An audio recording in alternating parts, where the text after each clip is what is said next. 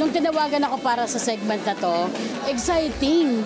Kasi parang wala pa ata akong napapanood or nagigesta na gano'n yung konsepto, yung on the spot, pipili kayo. Ano ba yung magiging kapalaran ng mga choices na to? So exciting and fun.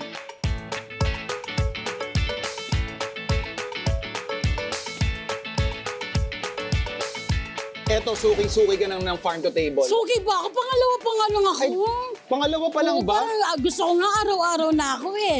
Pero nung nakaraan kasi, pinagod ka namin, di ba? Oo. Punta tayo sa bundok, harvest tayo, forage, Yes, remember the term with that's Kuya right. John? Pero ito naman, dito tayo ngayon sa Marikina Public Market. Okay. Tapos, ito yung wrap sa ruleta natin.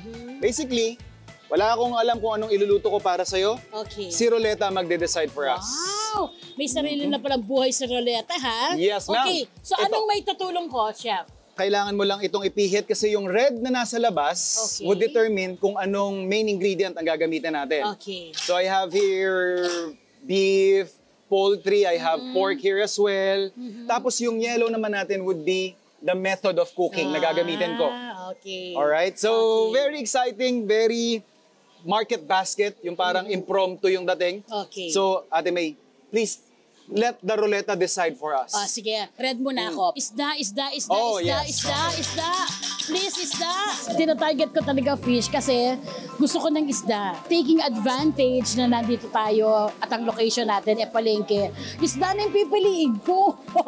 Dahil sure ako na naglulundagan pa yung mga yan di ba? Ay, hello! Ay! Hello, Ang galing sakto! Ang galing na ba? Ang galing mo doon! Hello, okay Ayan lang? eh, oh. Ay, isda yan!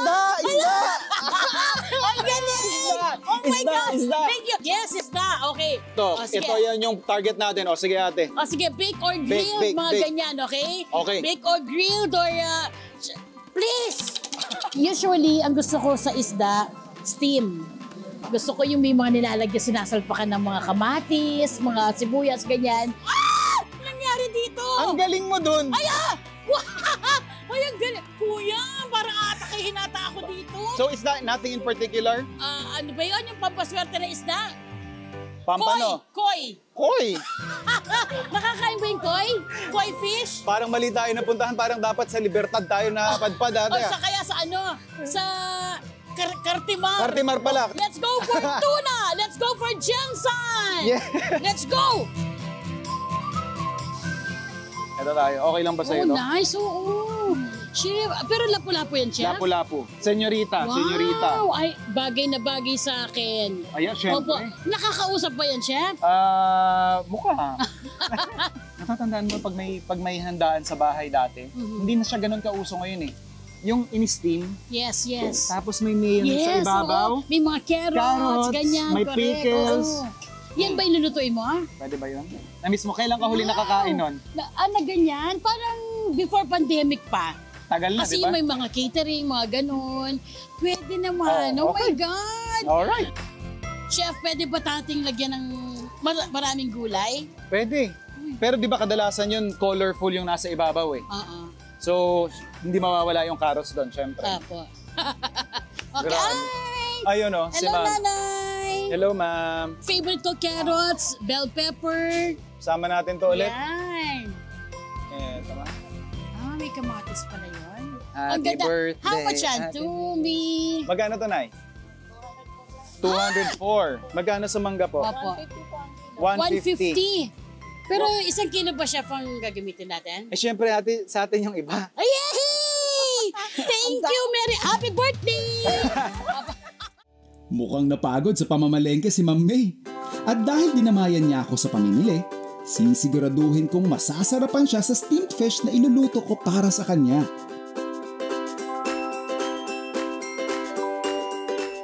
So meron na tayo yung iba't ibang kulay nung ating ilalagay na parang pinaka-topping dun sa ating steamed lapu-lapu.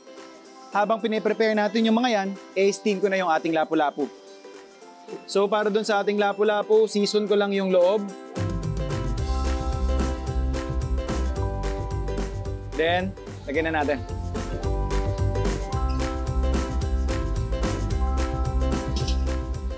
So we'll basically steam this for about mga 10 to 15 minutes. And then pwede na natin siyang lagyan ng mga toppings na ilalagay natin.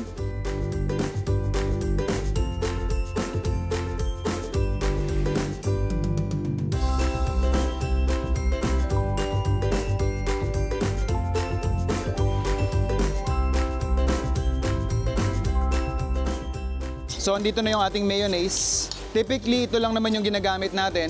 Pero para lang may angat pa natin yung flavor, lalagyan natin ng cream cheese. Imamash lang natin doon sa ating mayonnaise. Let's just set this aside. Para sa pinaka-side dish naman natin, yung ating broccoli, tsaka yung ensaladang lato.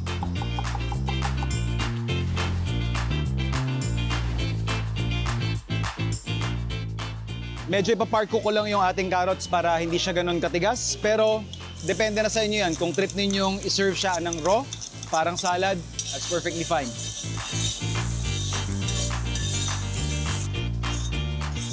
And then, yung ating bell pepper.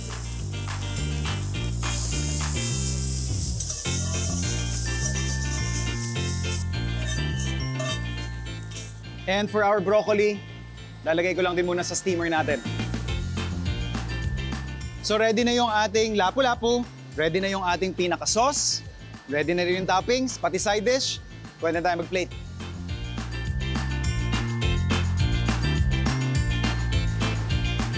Alright. Ate, Thank you so much! syempre ayoko madadala ka pag binibisita mo ako dito eh. Grabe, ang ganda-ganda ng itsura. Pwede mong galawin!